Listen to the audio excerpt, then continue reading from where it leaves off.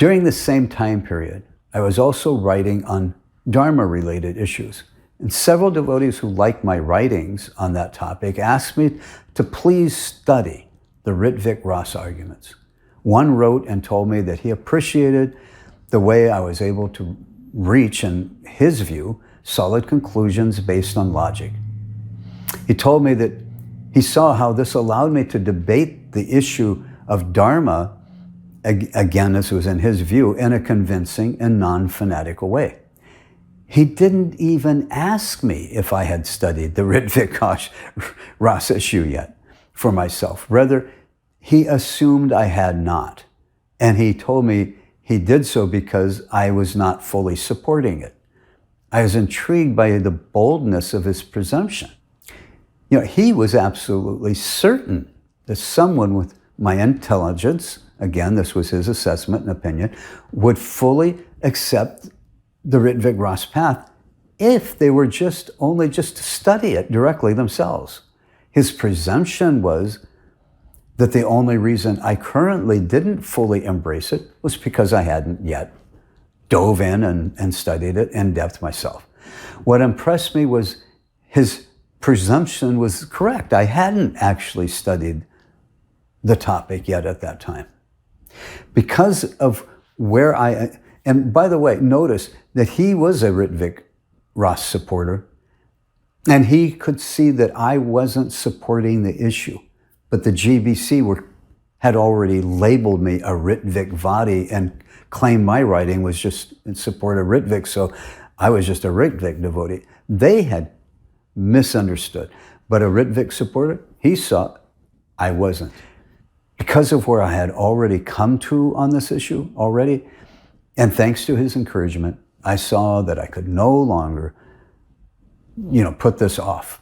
I just no longer had a choice. I had to dive in and do my own due diligence, do my own research on this Rtvik Rasa issue.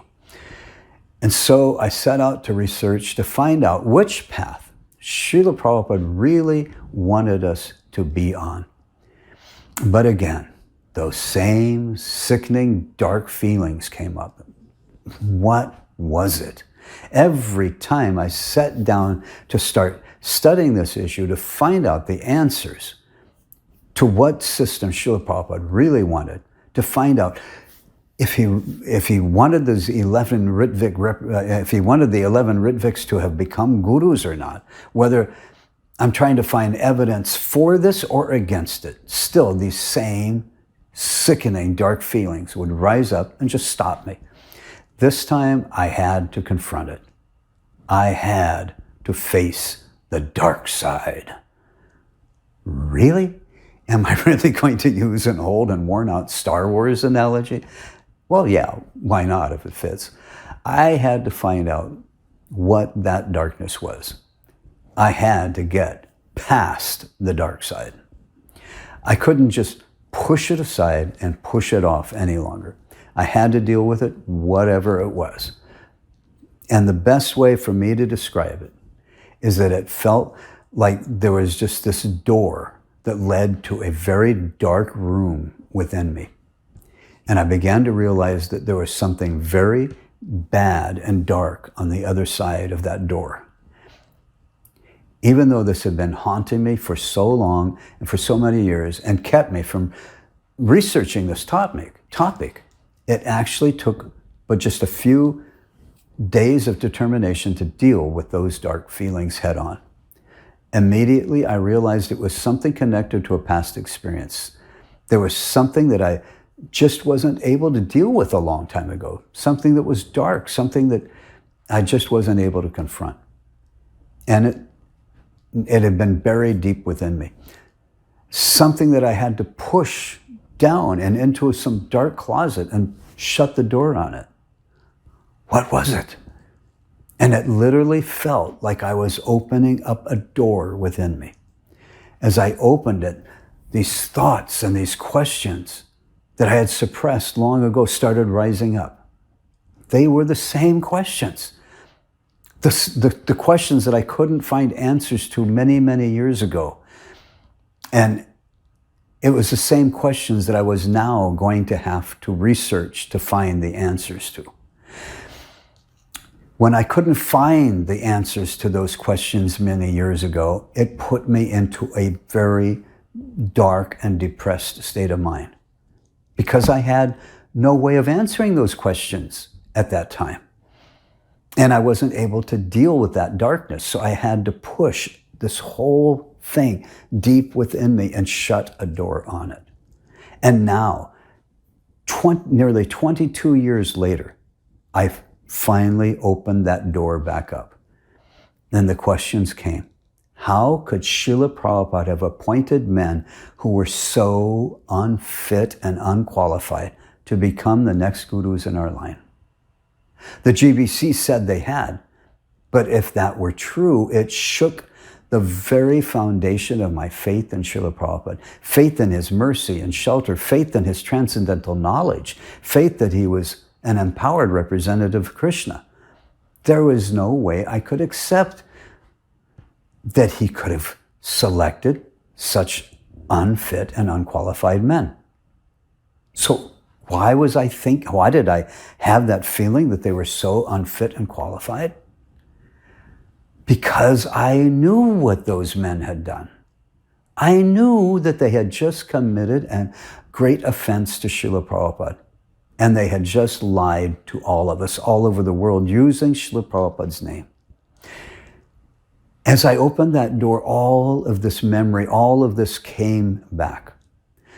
And I knew at that time, back in 1977, that those men were not fit and qualified. I knew they were no way that Srila Prabhupada could have selected them to become the next acharyas. Yet the GBC was insisting he had. And so at that time, I fell into a dismal darkness, trying to figure this out, trying to come up with answers which I had no way of answering back then. And so the whole ordeal depressed me, and such that my life had come to a very dark end, and I wasn't able to function anymore. The memory of that whole thing just came up in a flash and hit me. And that, I finally found, that was what all these dark feelings that were coming up every time that I would sit down to study this issue, because in studying this issue, I would again have to face those same questions that I couldn't answer before. The same ones that I had no way to answer that had driven me into that dark depression. If Srila Prabhupada had appointed these men, if Srila Prabhupada had appointed these men, then that meant that he wasn't really that knowledgeable, that he didn't have the understanding to know that they were capable of committing so many offenses. And yet if he had not appointed them, the only other alternative I could have think of back in 1977 and 78 was that this whole guru issue was nothing but a big fat lie perpetuated by the GBC. And if that were true, then I no longer wanted to be a part of their lies, which mean I would have to leave ISKCON. But that was not an acceptable option for me back then. But then how could I stay and accept these men as being bona fide gurus when I knew they had just lied to us and cheated us, and worse, they had sabotaged Srila Prabhupada's personal request and in the end hurt Srila Prabhupada and offended him? How could I accept that what the GBC was telling us, that Srila Prabhupada had selected them as gurus, and how could I accept them as gurus? These were the questions I had no answers to nearly 22 years prior that caused my life to reach that dark, dead end. And so I had to push this whole thing down into a hole and shut a door on it, just so that I could go on with my devotional life. I couldn't face those unanswerable questions 22 years earlier, but now that I opened the door and I again came face to face with them, in early of 1999, I had now the information. I had access to information.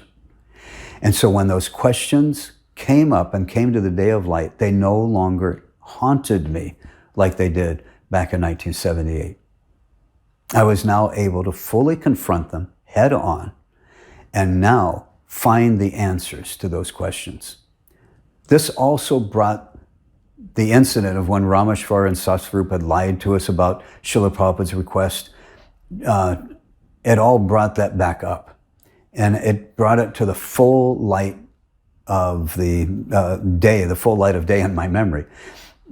And when it did, I could remember everything as clear as if it had just taken place the week before. It was as if the whole event had been recorded on videotape and put into a vault. And once I opened that door back up and took out the vault and played the video, it was right there. Everything was so clear.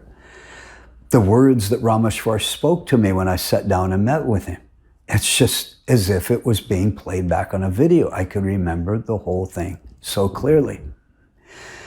Now, I don't want to get ahead of myself again in this story, but I don't want those watching this presentation to jump to the wrong conclusion. Back in 1977, I couldn't figure out whether the GBC were lying to us about the 11 becoming gurus, or if Srila Prabhupada had made a big blunder and a horrible judgment of character and appointed men who were not at all qualified.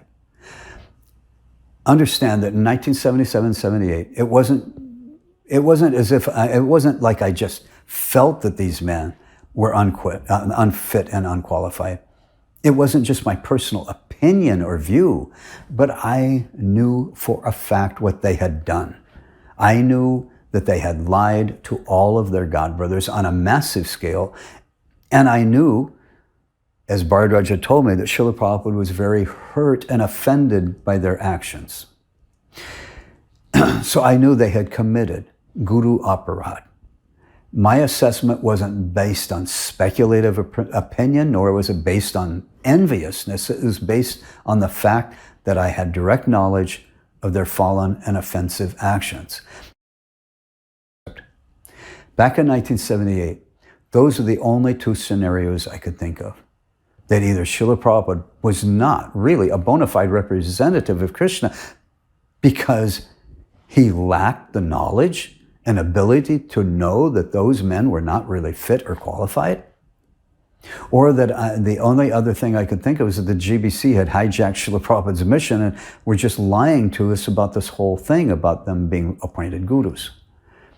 Neither of those scenarios were acceptable to me in 1978.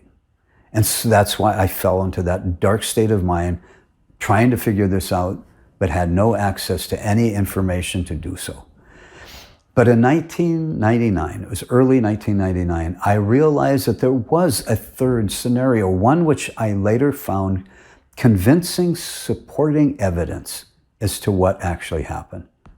And that was that while Srila Prabhupada did not select these men to become actual gurus, the GBC wasn't knowingly and purposefully lying it to us either.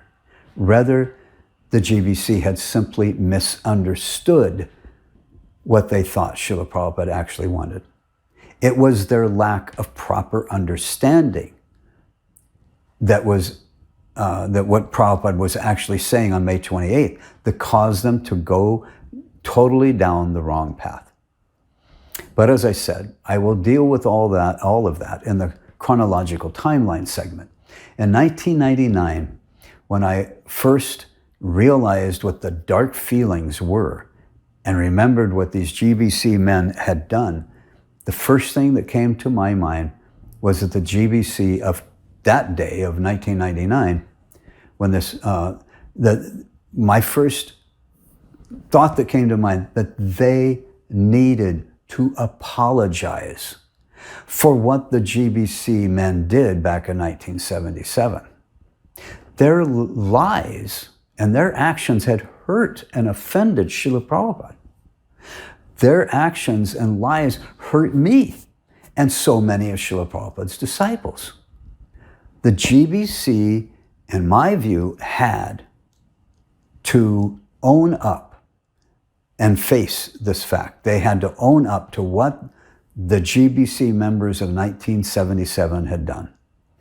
So in the early part of 1999, I again wrote another email to the GBC, but this time though, It had nothing to do with the other issues that I've been writing to them about. I told them my experience with the GBC men lying to us in 1977 and how strongly and negatively it had affected me personally back then. I hadn't found the letter yet at that time that was in the database. That I didn't find for another 12 years, but that describes parts of this incident. So I didn't refer to that. All I was telling the GBC, all that I could tell them, was just from my own experiences of what I knew about it and how I had met with Rameshwar and how he had told me all that he had. I asked in a humble way that the GBC of 1999 make a public apology, first to Srila Prabhupada, because he was personally hurt and offended by their actions. And I asked that they apologize directly to all of Srila Prabhupada's disciples for the lies that these men had told us back in 1977. I told them that in my personal opinion, until they do so, they will never be able to properly manage this society. That this was a big black stain on the GBC's past. And the only way to start to remove it was to make these apologies sincerely and publicly. I sent this email probably just after the 1999 GBC meetings. Again, I got the same responses I had been getting for the past 2 years, and that was just nothing but cold, dark silence. No, I guess the lights didn't go out. Not one single member of the GBC had the basic common courtesy to even reply to my email, to this email about them apologizing on behalf of for what the GBC had done in 1977. They lacked the common courtesy to even to reply to any of my emails for nearly 2 years. Srila Prabhupada would always reply to the letters that were mailed to him, even from an insignificant disciple such as my lowly self. The GBC of 1999 gave neither Srila Prabhupada's disciples nor Srila Prabhupada the public apology he and we all deserved for the offenses that the GBC of 1977 had committed. Of course, many of the members on the GBC in 1999 were members of the GBC in 1977 as well. So maybe these men just didn't feel like it was something they wanted to do. But it is what they had done. And so they should be called out for it, and they should be accountable for what they had done. What they did was serious, and it was wrong. They had offended their own spiritual master, ISKCON's founder Acharya, His Divine Grace, A.C. Bhaktivedanta Swami Srila Prabhupada. The GBC had to publicly own up for what they had done.